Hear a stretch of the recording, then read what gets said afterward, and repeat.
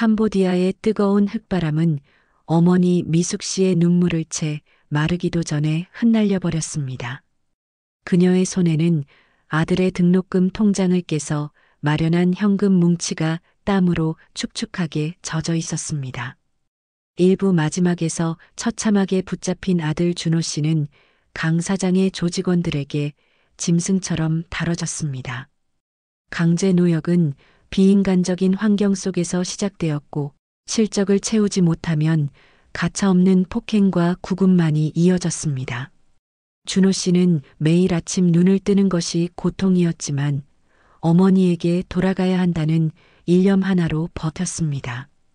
그의 몸은 만신창이가 되었지만 눈빛만은 꺼지지 않는 불꽃처럼 살아있었습니다.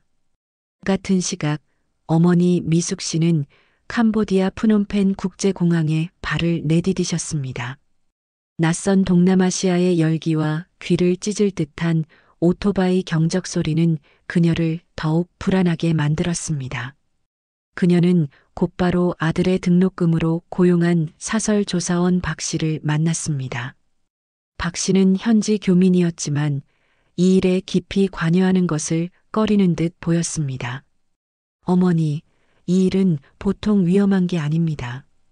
이미 몇 번의 사건이 있었지만 한국 경찰이나 대사관도 손을 쓰기 어려워요. 이 돈도 금세 바닥날 겁니다. 박 씨의 냉정한 경고는 미숙 씨의 가슴을 후벼 팠습니다. 미숙 씨는 굳게 닫혔던 아들의 등록금 통장 잔액을 보았습니다. 이제 그 돈은 아들의 학비가 아니라 아들의 생명과 맞바꿔야 할 거래의 수단이 되어버렸습니다. 그녀는 떨리는 목소리로 박 씨에게 부탁하셨습니다. 돈은 상관없습니다. 그 돈이 곧 제 아들의 목숨값이라면 저는 아까울 것이 하나도 없습니다. 제발 제 아들이 잡혀 있는 곳이라도 찾아주세요. 박 씨는 미숙 씨에게 낡은 지도를 펼쳐 보였습니다. 지도의 외곽 지역에는 붉은색 펜으로 동그라미가 쳐져 있었습니다. 이곳이 보이스피싱 조직의 거점으로 추정되는 외딴 건물입니다.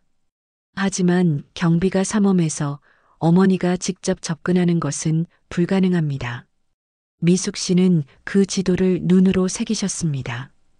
그녀는 낯선 도시의 복잡한 거리에서 아들을 향한 사무치는 모정만을 의지한 채 이 비극의 땅에서 아들의 흔적을 쫓기 시작했습니다. 그녀의 발걸음은 불안했지만 결코 멈추지 않았습니다.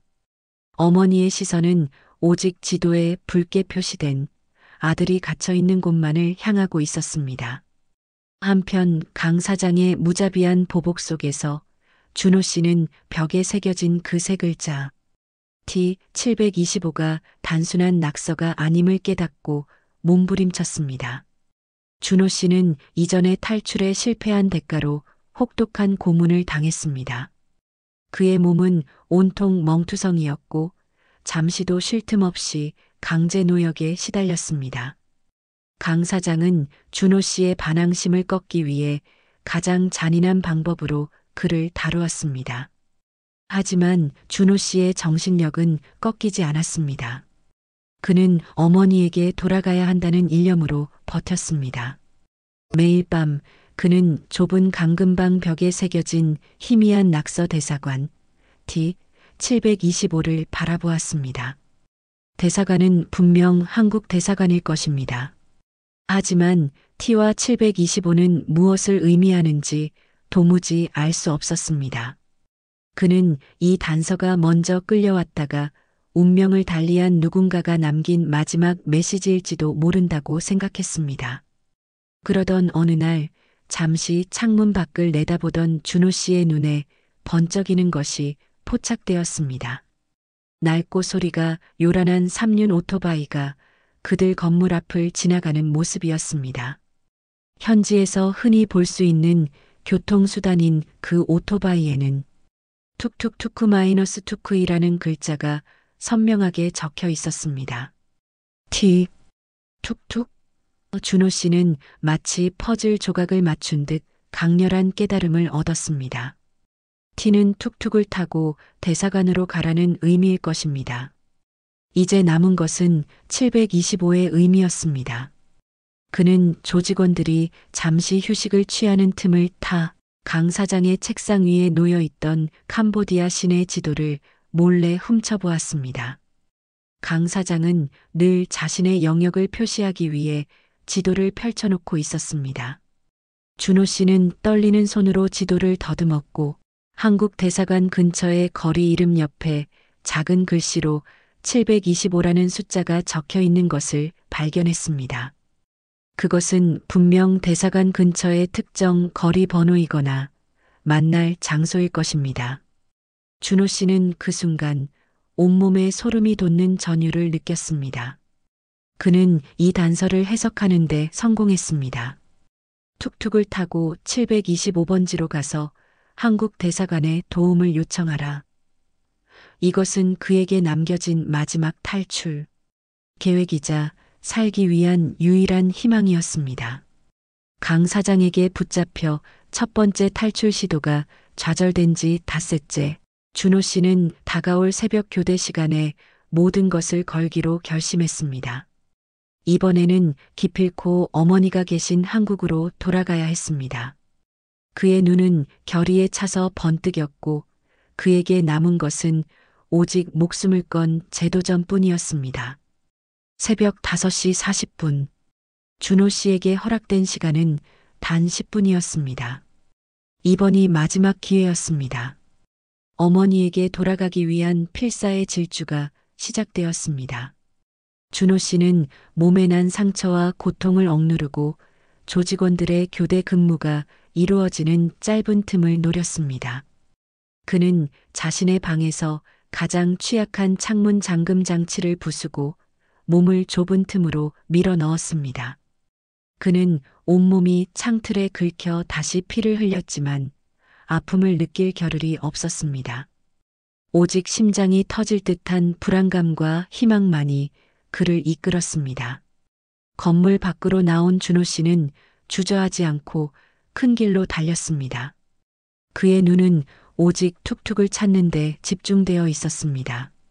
멀리서 낡은 엔진 소리가 들려왔습니다. 준호 씨는 온 힘을 다해 소리가 나는 쪽으로 뛰었고 마침내 지나가던 툭툭 한 대를 발견했습니다. 그는 툭툭 기사에게 달려가 몸을 던지듯 올라탔습니다. 준호 씨는 숨을 헐떡이며 지갑 속에 숨겨두었던 비상금 전액을 꺼내 기사에게 쥐어주었습니다.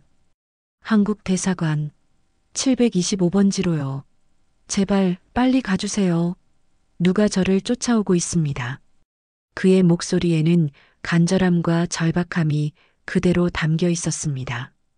툭툭 기사는 놀랐지만 거액의 돈에 눈이 멀어 곧바로 시동을 걸었습니다. 툭툭은 캄보디아의 거친 비포장 도로를 요란한 소리를 내며 질주했습니다. 준호 씨는 뒤를 돌아보았습니다. 예상했던 대로 강 사장의 조직원들이 탄 검은색 차량이 굉음을 내며 그들을 맹렬하게 추격해오고 있었습니다. 차량의 헤드라이트 불빛이 준호 씨의 등 뒤를 집요하게 비추었습니다. 그는 툭툭이 더 빨리 달리도록 기사에게 계속 소리쳤습니다. 조금만 더요. 조금만 더 가면 살 수 있어요. 준호 씨의 머릿속에는 어머니의 얼굴만이 가득했습니다. 엄마, 나 이제 곧 돌아갈 수 있어. 조금만 기다려줘. 마침내 툭툭은 한국 대사관 앞대로에 접어들었습니다. 저 멀리 높게 솟은 건물 위로 태극기가 힘차게 펄럭이는 모습이 보였습니다. 준호 씨는 그 태극기를 보는 순간 가슴이 벅차오르는 희망을 느꼈습니다. 살았다. 그는 툭툭이 완전히 멈추기도 전에 몸을 던져 대사관 정문을 향해 뛰었습니다. 그러나 그의 뒤를 쫓던 강 사장의 조직원들이 탄 차량도 거의 동시에 대사관 앞까지 따라붙었습니다. 준호 씨는 태극기 앞에서 자신의 목숨을 건 마지막 외침을 터뜨릴 준비를 하고 있었습니다. 그의 운명은 이제 고국을 상징하는 그 문 하나에 달려 있었습니다. 태극기가 펄럭이는 그 문 앞에서 준호 씨는 생전 처음으로 국가에게 외면당하는 절망감을 뼈저리게 느껴야 했습니다. 준호 씨는 사력을 다해 대사관 정문을 향해 뛰어들었습니다. 그의 옷은 찢겨 있었고 얼굴과 몸은 피와 땀으로 범벅이 되어 있었습니다. 그는 대사관 입구에 있는 보안 직원에게 매달리듯 소리쳤습니다. 살려주세요. 저는 한국인입니다. 캄보디아 보이스피싱 조직에 납치되었습니다. 지금 그들이 저를 쫓아오고 있어요. 보안 직원은 준호 씨의 비참한 몰골과 다급한 외침에 놀란 듯 했지만 곧바로 냉정한 표정으로 바뀌었습니다. 그는 대사관 내부의 민원실로 연락을 취했고 잠시 후 중년의 대사관 직원이 나와 준호 씨를 맞았습니다. 준호 씨는 직원을 붙들고 자신의 상황을 설명했습니다. 자신을 감금한 조직의 이름과 위치, 그리고 자신이 납치되어 강제 노역을 당했다는 모든 사실을 털어놓았습니다. 그의 목소리는 떨렸지만 진실했습니다. 그는 이제 안전하다고 믿었습니다. 하지만 돌아온 대사관 직원의 답변은 너무나도 차갑고 원론적이었습니다. 진정하십시오, 젊은이. 저희 대사관은 수사기관이 아닙니다. 직접적인 체포나 조사를 할 권한이 없어요.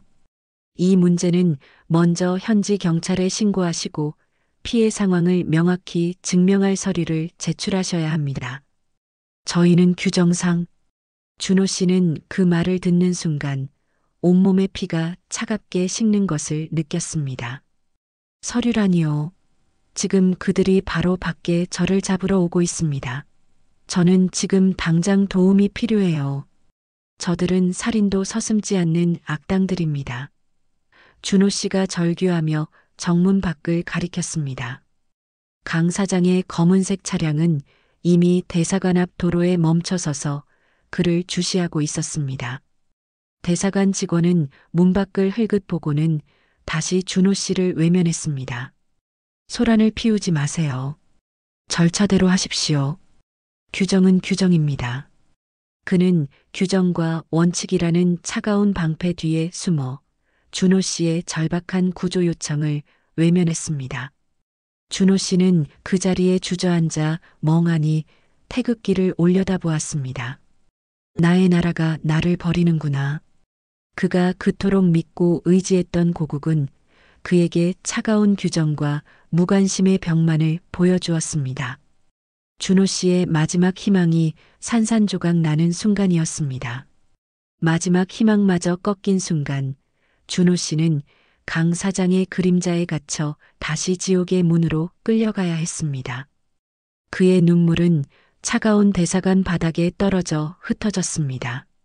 대사관 직원의 냉정한 외면으로 준호 씨는 더 이상 버틸 힘이 없었습니다. 절망감과 배신감은 그가 느꼈던 육체적인 고통보다 더 깊은 상처를 남겼습니다. 그는 망연자실한 채 대사관 정문 앞에 주저앉아 있었습니다. 바로 그때 문 밖에서 기다리고 있던 강 사장의 조직원들이 기다렸다는 듯이 대사관 경계선을 넘어 안으로 들이닥쳤습니다. 그들은 준호 씨에게 달려들어 무자비하게 폭행하며 다시 차량으로 끌고 가려 했습니다. 감히 어디를 도망쳐. 내 놈이 얼마나 큰 실수를 했는지 알게 될 것이다. 조직원들은 준호 씨의 머리채를 잡고 사정없이 끌고 갔습니다. 준호 씨는 마지막 남은 힘을 쥐어짜 저항했습니다. 그는 끌려가면서 대사관 건물을 향해 그리고 차가운 표정으로 이 모든 것을 지켜보고 있는 대사관 직원을 향해 절규했습니다. 엄마, 엄마, 나 좀 살려줘요. 그의 외침은 필사적이었지만 폭력과 굉음 속에서 덧없이 사라졌습니다. 대사관 직원은 이 모든 폭력 상황을 굳은 얼굴로 지켜보았지만 끝내 경계선 밖으로 한 발자국도 나서지 않았습니다. 그는 그저 무전기를 들고 누군가와 통화하며 이 상황이 대사관의 책임밖의 일임을 강조하는 듯 했습니다. 준호 씨에게는 그 직원의 모습이 자신의 마지막 기회를 빼앗은 냉혈한으로 기억되었습니다. 준호 씨가 강제로 검은색 차량에 실려 지옥으로 다시 끌려가는 순간 그의 머릿속에는 섬광처럼 하나의 생각이 스쳤습니다. 엄마가 혹시라도 내가 등록금 때문에 고생할까봐 그 돈을 벌써 모아두셨던 건 아닐까? 그는 그때서야 어머니의 헌신적인 사랑과 자신의 섣부른 행동이 낳은 비극적인 오해를 깨달았습니다. 어머니께 짐을 지우지 않으려던 효심이 오히려 자신과 어머니를 끝없는 나락으로 떨어뜨리고 말았습니다. 준호 씨를 태운 차량이 대사관 앞에서 급가속하여 사라진 지 불과 3분 후 미숙 씨가 고용한 사설 조사원 박 씨가 대사관 근처에 도착했습니다. 박 씨는 대사관 앞에 남아있는 희미한 검은색 타이어 자국과 주변을 서성이는 경찰들의 불안정한 시선을 감지했습니다. 그는 미숙 씨에게 연락했습니다. 어머니, 아드님과 관련된 소란이 방금 이곳에서 있었습니다. 빨리 대사관으로 오셔야 할 것 같습니다. 어머니와 아들의 운명은 단 3분이라는 엇갈린 시간 속에서 더욱 비극적인 파국으로 치닫고 있었습니다. 단 3분. 그 찰나의 시간이 어머니 미숙 씨와 아들 준호 씨의 영원한 이별을 갈랐습니다. 어머니의 절규는 대사관 문턱에서 멈췄습니다. 아들이 끌려간 지 채 5분도 지나지 않아 어머니 미숙 씨를 태운 툭툭이 한국 대사관 앞에 도착했습니다. 사설 조사원 박 씨의 다급한 연락을 받고 달려온 미숙 씨는 대사관 주변의 어수선한 분위기와 남아있는 희미한 타이어 자국을 보자마자 직감적으로 아들과 관련된 일임을 깨달았습니다. 미숙 씨는 툭툭에서 내리자마자 대사관 정문을 향해 전속력으로 달려갔습니다. 그녀의 눈은 이미 퉁퉁 부어 있었지만 아들을 만날 수 있다는 희망으로 가득 차 있었습니다. 그녀는 입구에서 마침 안으로 들어가려던 그 대사관 직원을 붙잡았습니다. 저기요, 혹시 제 아들 이준호라는 젊은이를 못 보셨습니까? 방금 이 근처에서 소란이 있었다고 들었습니다. 제 아들입니다. 미숙 씨는 숨을 헐떡이며 간절하게 물었습니다. 대사관 직원은 미숙 씨의 다급한 모습과 간절한 눈빛을 마주하고 잠시 망설였습니다. 그는 준호 씨가 겪었던 그 절박함을 떠올렸지만 여전히 자신의 책임을 회피하려는 듯 원론적인 태도를 유지하려 했습니다. 잠시 소란이 있었습니다만 그 젊은이가 본인의 문제로 현지 조직과 연루된 것 같았습니다. 저희가 규정상 관여할 수 없어. 직원은 이준호라는 이름은 언급하지 않고 얼버무렸습니다. 미숙 씨는 직원의 손을 붙들고 다시 한번 매달리셨습니다. 제 아들은 그런 짓을 할 아이가 아닙니다. 혹시 아들이 저에게 남긴 말은 없었나요? 아들이 지금 어디로 간 것 같습니까? 직원은 결국 대답을 회피했습니다. 저희는 잘 모르겠습니다. 아마도 그 조직원들에게 다시 끌려간 것 같으니 현지 경찰에 신고하시고 절차를 밟으시는 게 빠를 겁니다. 미숙 씨는 직원의 무관심하고 냉랭한 태도에서 깊은 절망감을 느꼈습니다. 하지만 그녀의 눈은 문득 대사관 정문 구석에 떨어져 있는 찢어진 셔츠 조각을 발견했습니다. 짙은 회색빛이 도는 셔츠 조각에는 핏자국이 희미하게 남아 있었습니다. 미숙 씨는 그 셔츠가 아들 준호가 출국할 때 입었던 옷과 똑같다는 것을 직감했습니다. 그녀는 셔츠 조각을 주워들고 온몸을 떨었습니다. 아들이 바로 이 문 앞에서 도움을 요청했지만 결국 그 누구에게도 구원받지 못하고 다시 지옥으로 끌려갔다는 비극적인 사실을 깨달은 것입니다. 엇갈린 모정의 3분이 만들어낸 너무나 잔인한 운명의 장난이었습니다. 다시 감금소로 끌려온 준호 씨의 눈빛에는 더 이상 희망이 없었습니다. 그가 남긴 마지막 외침은 등록금 통장의 비밀을 알지 못했던 어머니를 향한 사무치는 그리움이었습니다. 대사관 문턱에서 희망이 좌절된 준호 씨는 강 사장의 조직원들에게 다시 끌려와 감금소로 돌아왔습니다. 강 사장은 준호 씨의 대담한 탈출 시도에 분노가 극에 달해 있었습니다.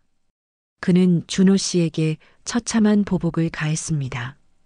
강 사장은 준호 씨를 짓밟으며 비웃었습니다. 내가 그토록 믿던 내 나라는 결국 너를 버렸지 않느냐. 내가 말했지? 내 등록금은 이제 내 목숨값이라고. 내가 내게 돈을 벌어주지 않는다면 너는 여기서 영원히 사라질 것이다. 준호 씨는 극심한 육체적 고통 속에서 정신마저 혼미해지는 것을 느꼈습니다. 그는 더 이상 저항할 힘도 외칠 목소리도 남아있지 않았습니다. 하지만 희미해지는 의식 속에서 그는 문득 고향의 작은 방과 낡은 장롱 속에 숨겨져 있던 어머니의 등록금 통장을 떠올렸습니다. 아, 엄마는 이미 돈을 모아두셨는데 내가 그것도 모르고 엄마의 짐을 덜어주겠다고 이 지옥에 스스로 걸어 들어왔구나. 자신을 향한 어머니의 지극한 사랑을 비로소 깨달은 준호 씨는 자신이 어머니께 진심을 숨긴 것이 얼마나 큰 오만이었는지 절감했습니다. 그는 어머니께 짐이 되기 싫었던 효심이 결국 어머니의 평생을 건 희생을 짓밟고 자신을 죽음으로 내몰았다는 잔혹한 진실 앞에서 오열했습니다. 준호 씨는 마지막 숨을 내쉬는 순간까지도 어머니의 얼굴을 떠올렸습니다. 그는 희미하게 입을 열어 마지막 외침을 남겼습니다. 엄마, 미안해요. 엄마. 그의 마지막 말은 사랑하는 어머니를 향한 사죄와 그리움이었습니다. 그는 끝내 어머니에게 돌아가지 못하고 이국 땅 캄보디아의 차가운 감금소에서 비극적인 운명을 맞이했습니다. 아들을 위한 등록금이 아들의 목숨을 지켜주기는커녕 아들을 이국 땅에 묻어버리는 비극의 씨앗이 되어버린 것입니다. 강 사장은 준호 씨가 숨을 거두자마자 조직원들에게 그의 시신을 은밀하게 처리할 것을 지시했습니다. 그는 준호 씨의 죽음이 외부에 알려지는 것을 극도로 경계했습니다. 같은 시각 미숙 씨는 찢어진 아들의 셔츠 조각을 손에 쥔 채 아들이 끌려간 방향을 향해 하염없이 걸어가고 있었습니다. 그녀는 아들이 비극적인 운명을 맞이했다는 사실을 알지 못한 채 오직 아들의 마지막 흔적을 쫓아 이 낯선 도시의 어둠 속을 헤매고 있었습니다. 어머니의 간절한 추적은 이제 돌이킬 수 없는 비극의 결말만을 향하고 있었습니다. 그녀의 품에 남아있는 것은 땀에 절은 현금, 뭉치와 아들의 미래를 위해 숨겨두었던 낡은 등록금 통장뿐이었습니다. 이 돈이 아들의 목숨을 구할 수 없었다는 사실이 어머니의 마지막 희망마저 산산이 부숴버렸습니다. 미숙 씨는 찢어진 아들의 셔츠 조각을 손에 쥔 채 아들이 끌려간 방향을 향해 걷고 또 걸으셨습니다. 그녀는 낯선 도시의 밤거리에서 아들이 살아있을 것이라는 마지막 희망의 끈을 놓지 않으려 발버둥 치셨습니다. 하지만 그녀의 간절함과 모성애는 잔혹한 현실 앞에서 무력했습니다. 사설 조사원 박 씨는 결국 준호 씨의 비극적인 최후를 확인하고 참담한 마음으로 미숙 씨를 찾아왔습니다. 그는 미숙 씨에게 아들의 비극적인 사망 소식을 조심스럽게 전했습니다. 그 말을 듣는 순간 미숙 씨는 마치 세상이 무너지는 듯한 충격에 휩싸였습니다.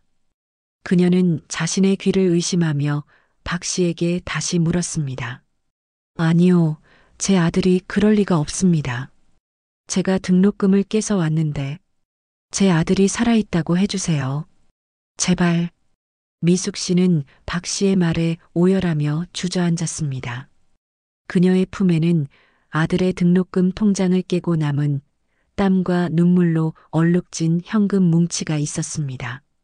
이 돈이 아들의 미래였고 희망이었으며 이제는 아들을 되찾을 수 있는 유일한 무기라고 믿었습니다.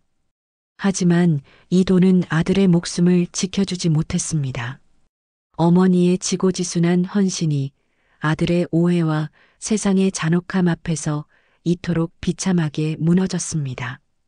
미숙 씨는 아들의 마지막 흔적인 셔츠 조각을 가슴에 품고 대사관 문 앞에 다시 찾아가셨습니다. 그녀는 아들을 외면했던 그 직원을 다시 만났고 그의 얼굴을 똑바로 바라보셨습니다.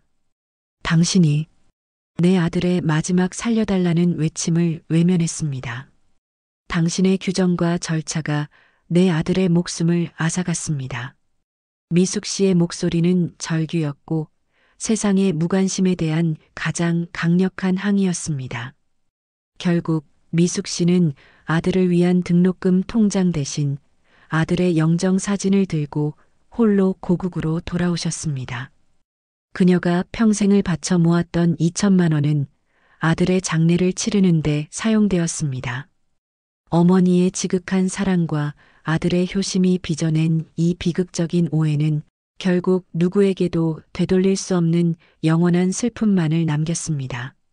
미숙 씨는 지금도 아들의 사진을 바라보며 말합니다. 준우야, 엄마가 내 등록금, 내 목숨과 다 가지고 있었는데 엄마가 조금만 더 일찍 말할 걸, 조금만 더 빨리 널 찾았어야 했는데 그녀의 눈물은 마르지 않습니다. 하지만 그녀의 마음속에는 아들이 마지막으로 외쳤던 엄마라는 외침이 영원히 메아리치고 있습니다. 사랑하는 어머니에게 짐이 되기 싫었던 아들의 효심과 아들의 미래를 위해 모든 것을 감내했던 어머니의 헌신. 이토록 엇갈린 두 사랑이 만들어낸 비극은 우리에게 무엇을 이야기하고 있을까요? 여러분은 이 이야기를 어떻게 생각하시나요? 부모님께 숨겨온 여러분만의 사연이 있지는 않으신가요? 혹은 자녀에게 말하지 못한 깊은 속마음이 있으신가요? 당신의 사연을 인생 이극장으로 보내주세요. 좋아요와 구독 눌러주시면 더 좋은 이야기로 돌아오겠습니다. 감사합니다.